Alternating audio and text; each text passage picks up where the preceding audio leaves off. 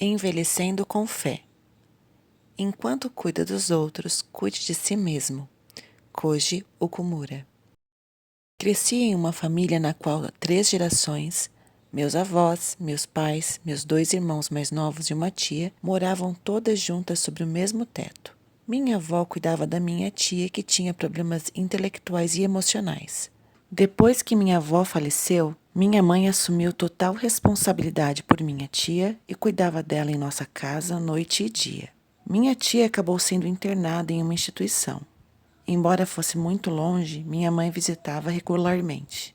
Após a morte de minha mãe, eu me tornei a principal fonte de apoio familiar da minha tia. Passei a entender o quanto minha mãe se dedicara. Também fiquei extremamente grato pelas pessoas atenciosas que cuidavam de minha tia. Minha própria experiência familiar me ajudou a entender que os cuidadores enfrentam uma série de desafios: expectativas culturais, relacionamentos familiares, disponibilidade de serviços. Tudo isso pode afetar os cuidadores. Mas há um desafio que quase todo cuidador sempre acaba enfrentando em algum momento: a fadiga.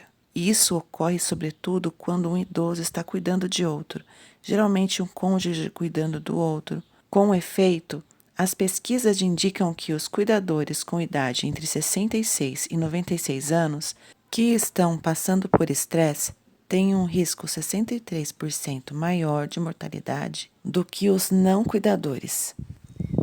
Podemos, de fato, aprender muito sobre a prestação de cuidados conforme exemplificada por Cristo, estudando o primeiro grande mandamento e o segundo. E Jesus disse-lhe: Amarás ao Senhor teu Deus de todo o teu coração e de toda a tua alma e de todo o teu pensamento.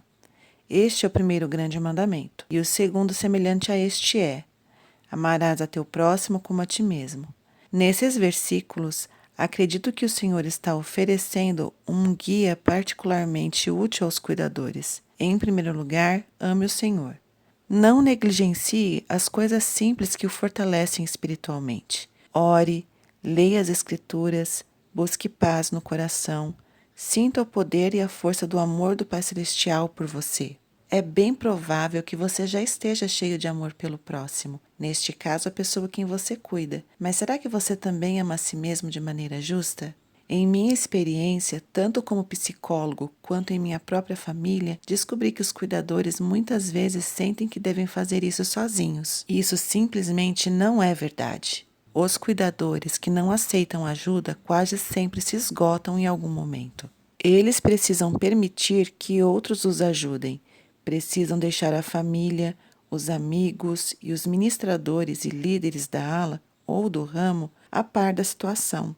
Aqueles que se dispõem a ajudar um cuidador precisam respeitar os desejos dele de abençoar e proteger o seu ente querido. Aqui estão algumas perguntas úteis a serem discutidas em conjunto. Que tipo de apoio os familiares podem prestar? O que poderia ser feito para dar ao cuidador a oportunidade de descansar por alguns minutos ou até 1 ou 2 horas? Com que frequência as visitas são úteis? Que tipo de visitas?